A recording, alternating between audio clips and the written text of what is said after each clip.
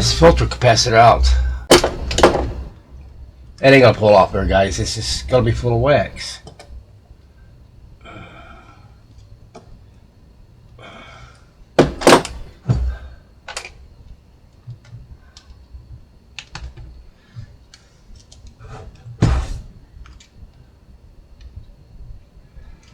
Or is it? Maybe.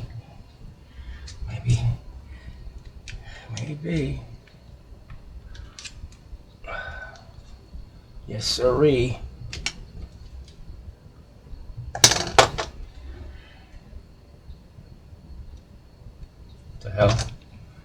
There's a motherboard I want out of there. There's the wax. What I want to do is just these capacitors, I don't know how they're running. I'm thinking lengthwise.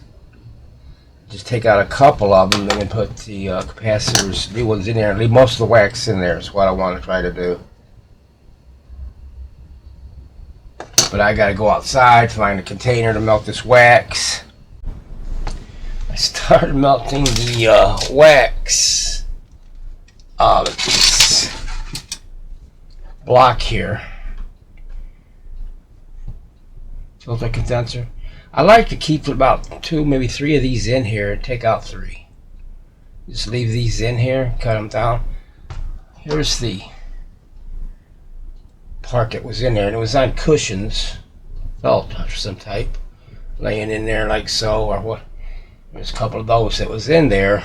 Don't need those. Well, here it is. I got the what. So basically, all I got to do is lift these up and cut that off.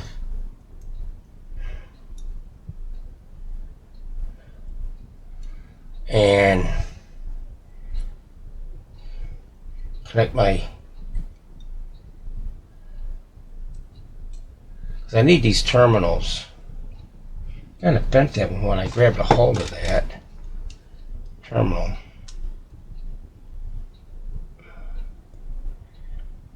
There it is. Yeah, so I like to keep these terminals, mount the capacitors under here. There'll be a lot of them. I might have to take, it was like this, I'm pretty sure.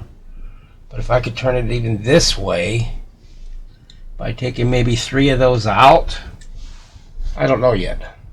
But the thing of it is, and actually this was the top of it, I could clean that off. It was doing fine in the house until you get to the capacitors, then she starts smoking.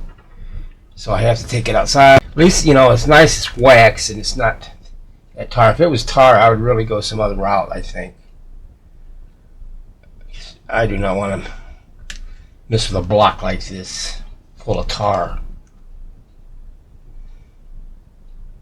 And I could always save this wax and melt it, pour it back in there. Okay.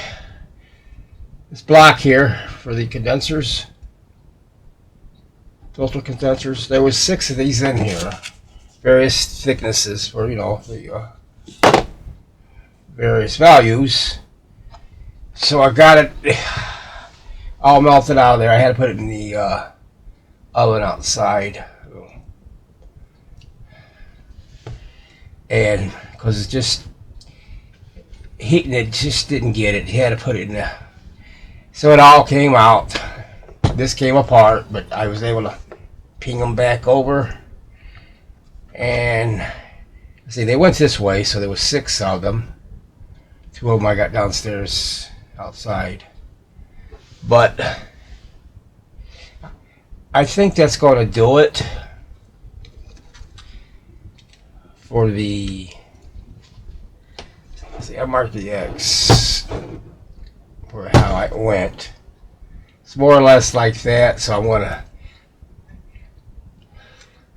put the capacitors inside there, clean this up and solder them all on here. This one, that one, maybe we'll make it. Maybe. It'll be tight. I think I can get him in there. It will be tight, but I think I can do it. Let's get them full of wax, huh? I marked the ends. I'll show you how I did that. You can't do it with, I can't do it with my oscilloscope, my leader. And I never use the other oscilloscope for finding the film in on these capacitors. So when it gets this big, I use an amplifier, and I'll show you how that's done. This is a 3 microfarad. I'm going to put a 3 and a 0.47 together to get 3, close to 3 and 8.5 in parallel. But here it is now. I got it hooked up to my amplifier. This fuzz box. And I got it set here. Not too much of a hum. I'm going to turn it off because it's going to make noise. And then I'm going to reverse the polarity like you do on a regular capacitor when you're checking it. Turn it on. There it is. You know, this is the ground in. You can definitely hear a hum, something like a hum you'd get on a radio with a bad capacitor. Cut it off. 205. Let me see. I think this might be a 2 microfarad. Let's try that one. If it works on the 3, it's going to work on the 2 naturally. Okay, here we go. Very quiet. It ain't that bad at all. At this side. Let's reverse it.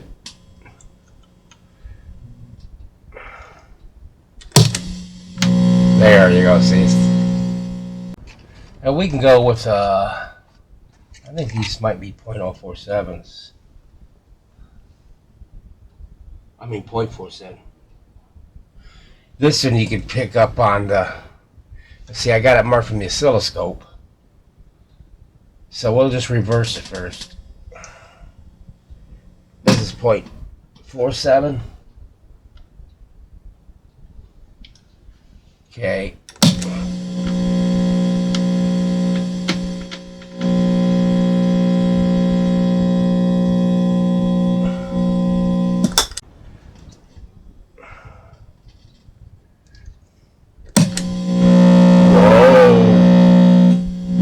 Yeah, I got it marked right there.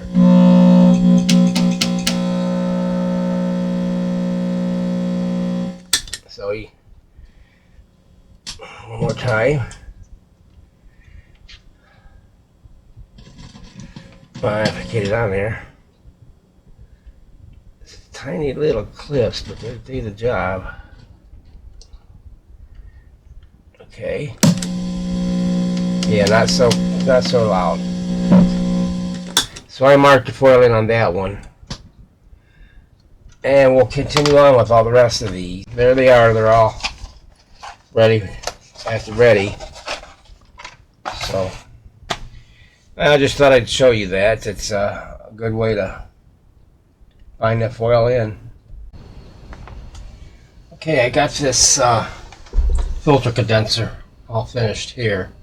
Notice they're all film capacitors in here. Kind of hard to arrange all of this, but I did. And I'm going to wrap this in this whole unit in Kapton tape before I put it in there, and it'll go like, let me see how they go. They got it marked like this. And then I got an X marks the spot here, right there. So this goes in there this way. Once I get it taped, and there it is. And all I gotta do is bend these tabs over once I get it all done. And that's going to be ready to attach my wires to. I'll take this inside of this, and I'm going to spray it with this spray on. Preserves, protect, and prevents. It's clear insulating varnish.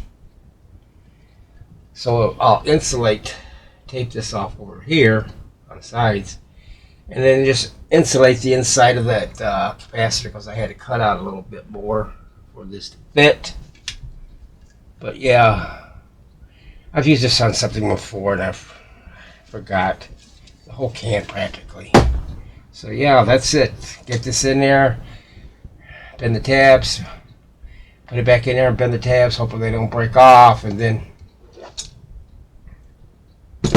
wire it back up, and we'll give it a try. I got confidence that I got it right. Covering it up nicely. You know what, I will put another layer on the bottom. Not necessary, since I'm going to use that insulating varnish inside the box, the block. I'll go one more time for good measure.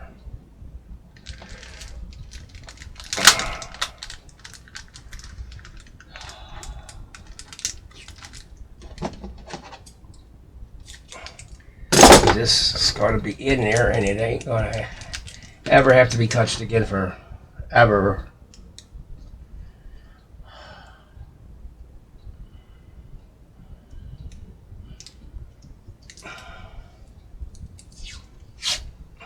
Well, that's the plan. I love this Kapton tape. It's just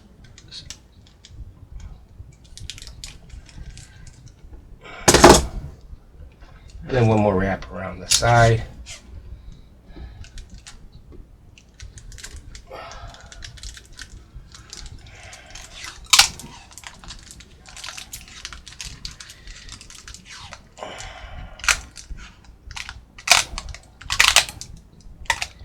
Yeah, so, got a lot of work still to do on that. I got a 30-foot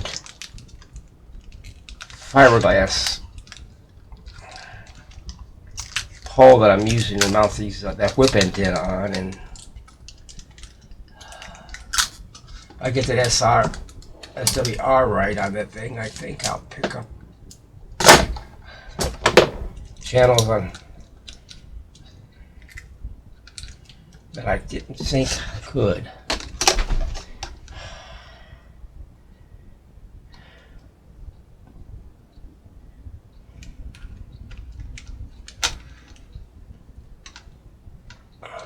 Once you go in there, extra piece of tape I don't think is going to take too much room. That'll be fine. Alright, I'm going to go spray it inside, bend these tabs over here on that, then put it in there, bend those tabs, and start soldering it back in. Okay, I'll be back when I get this sprayed and secured into that. Because what I'm doing is going to put this in there, bend the tabs, and then put it in there and bend the tabs, and wire it down. Alright, I got this filter block back in. I want to just double check before I start wiring up my wires. I think I checked it before, but I want to put this right here. Perhaps you can see it. Maybe there's too much light, I don't know. Let's put this on capacitance. Alright, this I know is the ground. Or I should say, foil in. And here's the sheet. Alright, so this is a foil in. This one up here should be 1 microfarad.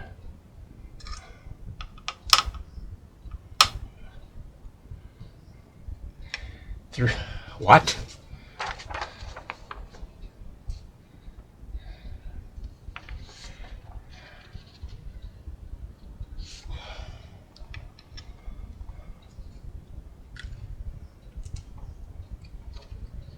Tell me I have that backwards. I'm reading 209. Well, it's probably. Alright, there it is. Must not have 0.99 microfarad. So that's 1 microfarad. That's this one. And then this one will be the 2 microfarad. Get away. I'm tired. I'm going to stop early today. Do this tomorrow. If I can get that in that hole. There we go. All right, that's 2 microfarad. And the next one should be 3 up here.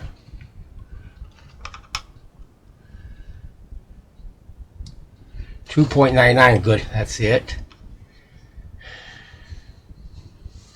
And from that spot to the second one should be 1 microfarad.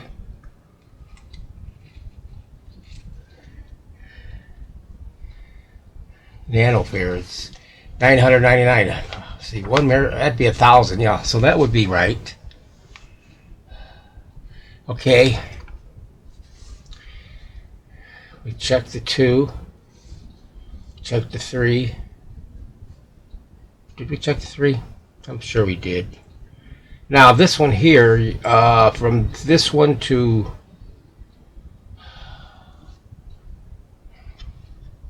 well, anyway, let's put it this way. This one here, I can find it right here on this one. Come on, hole. Yeah, I'm not going to. This one here to here, I think, is going to be 3.5.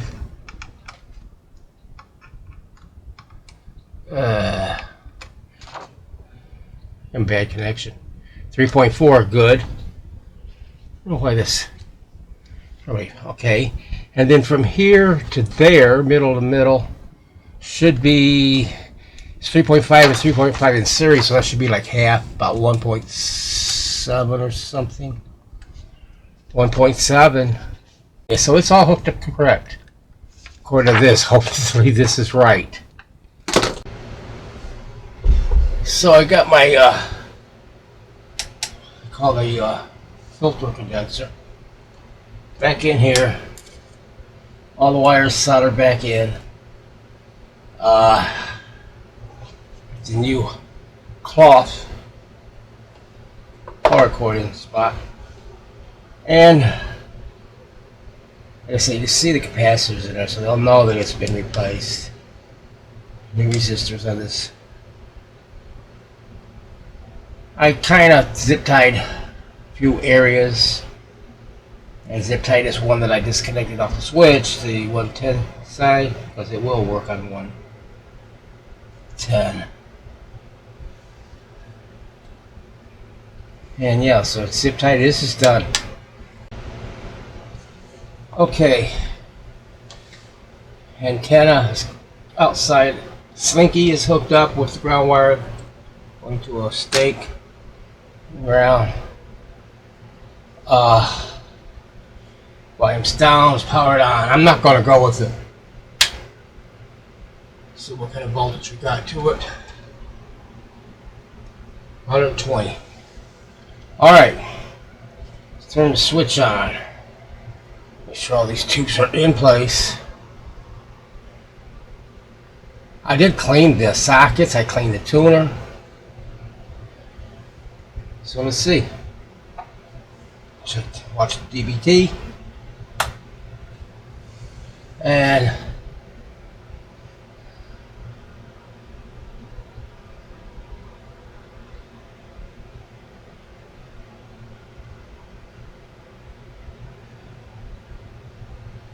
I'm not pulling nothing. You know why? God. Wasn't ready. I'm trying to use this as on and off. Just turn this off. It'd help if I plug it in.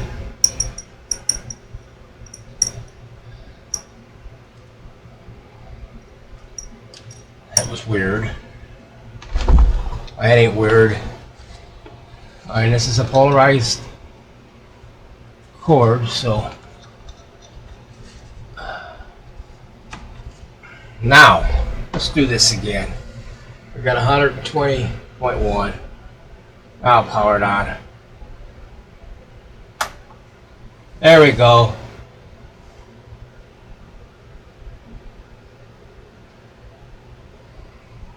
I hear the speaker. Let's turn this up to a fire. I don't know if we'll find nothing.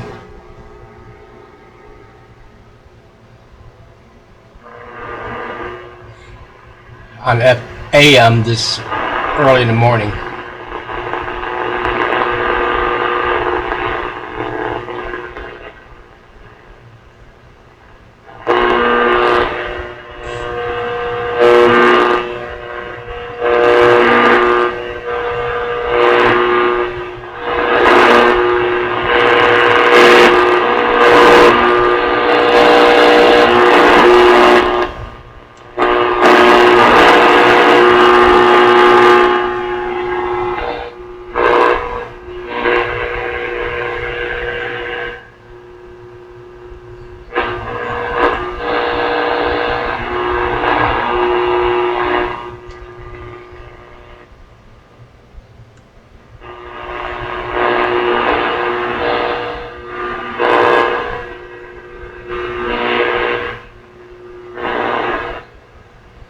look like it.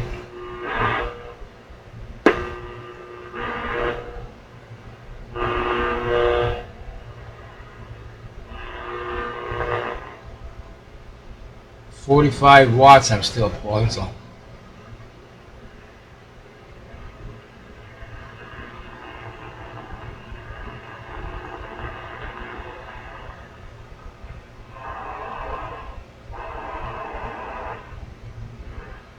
Yeah, that's why I use transmitters.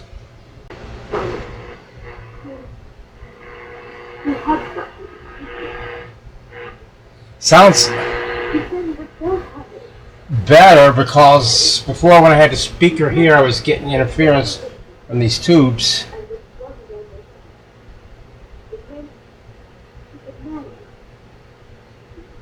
One of these tubes.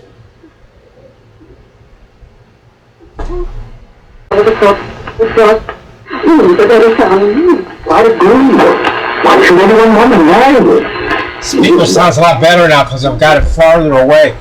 First time I showed, I had it too loud, and I was clipping. What is this? Oh, it's my mouse. Come on, I was clipping it.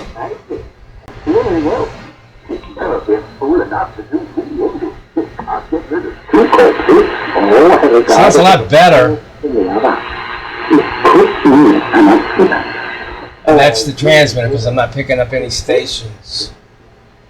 Okay, now I gotta get to the voltages. There we go. Right there. Alright, we want to turn on AC first. 1 and 2. Let me turn this down, or maybe I should just turn the transmitter off. We don't need none of that right now.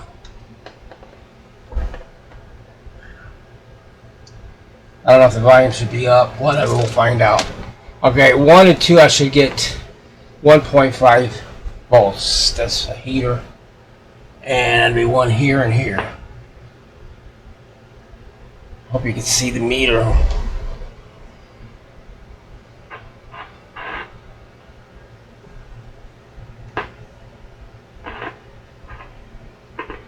$1.49, that's very good.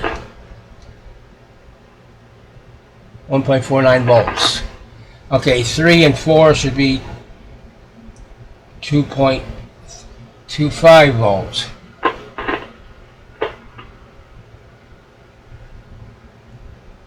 2.2 volts. That's what I had last time, I think. 2.2. I should have had 2.25. 2.27. Very good. 5 and 6, 50 volts AC. No, 5 volts. God.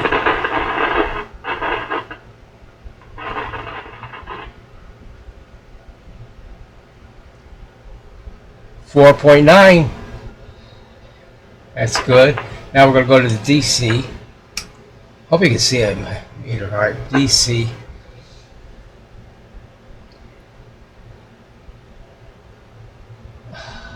Seven and 8, I should have 135 volts DC. Let's run here and here. Come on. Well, I got the polarity wrong, but it's a 44. What am I supposed to have? 45 volts. It's 44.7. That's very good. All right. 7 and 9.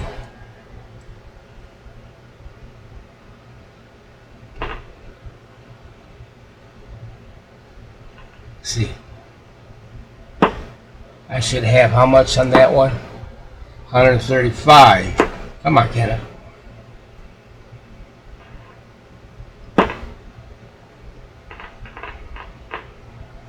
I'm getting 136. Not bad. Grid ground to 10. Give me a good ground again. This is grounded. I don't know how clean it is. Well, I'll just hold it there. Ground to number 10. I should have 165. Making good contact.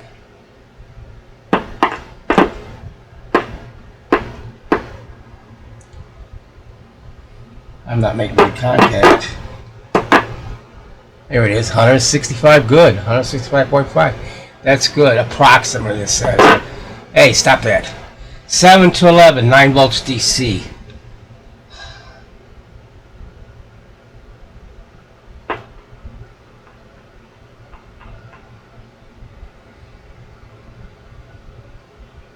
I think it's this one. Oh, it's this one. I'm getting 10 volts. That's higher than it was before. Now, what is that 10 volts to? I don't know. I have to find out. I got the polarity wrong. We can. God bless it. Change the polarity. It'll be 11 and 7. 11. I think it's this one. 10 volts. It says 9 volts. Let's turn up the volume and see if that changes anything. 11. What was that volts? 9 volts DC, yeah. 11, 10, 9, 8, 7. Stop it. God bless it. 10. Doesn't matter. Now it says 11 to adjusting screw at UX 171A potentiometer. Adjusting screw. What is that? Adjusting screw, and I don't know which one is which. Well, I just touched it. Why would it be the adjusting screw? Well, we'll try it.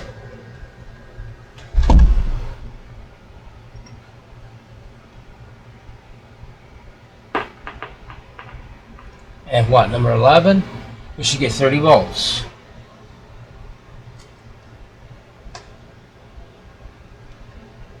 Volts, that wouldn't be it, I guess.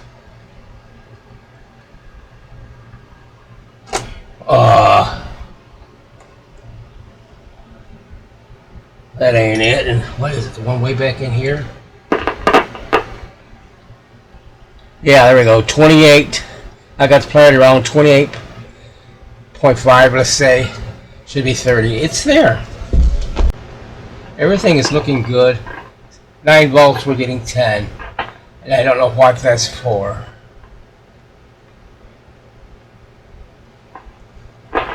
So, voltages are looking good. I think it'd look even better once I change those bypass capacitors.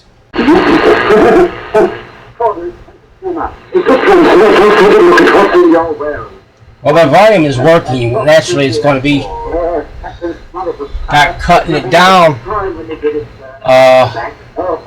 as much as because, like I say, the transmitter is putting out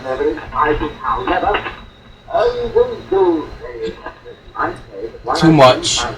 It's too close, and that's why you're getting.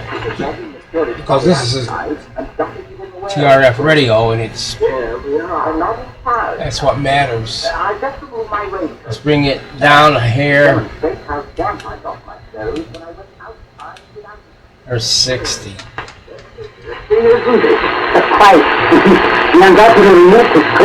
I'm not clipping that speaker like it was last time when it was sitting back here.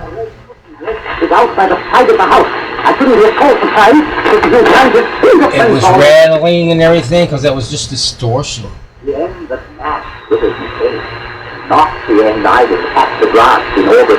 Sounding better.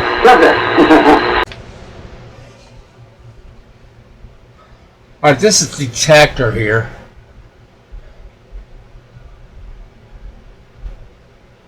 Detector tube number 27. Now it's got your heaters and your cathode on that. That's your detector tube, 5-pin tube. That makes sense, okay? Now, the AD rectifier, you don't need to see that. It's a full wave, as you can see. 26, here we go now. I want us to see this. Right here.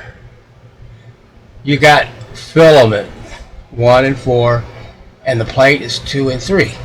Plate is 2, I'm sorry, and the grid is 3. What do you see that's missing? It's that you don't see the cathode. And I found out that this cathode right here is also, this heater right here, the filament, it also is a cathode. See, the 26 does have a cathode. The filament is the cathode, as well as the filament, of course. It is direct heated triode, so the filament itself emits electrons. So the filament itself emits electrons and serves as the cathode at the same time. That is weird. The 26 filament is often run from a center tap rheostat or a balanced filament supply. This lets you choose a virtual cathode point along the filament to reduce hump and set bias.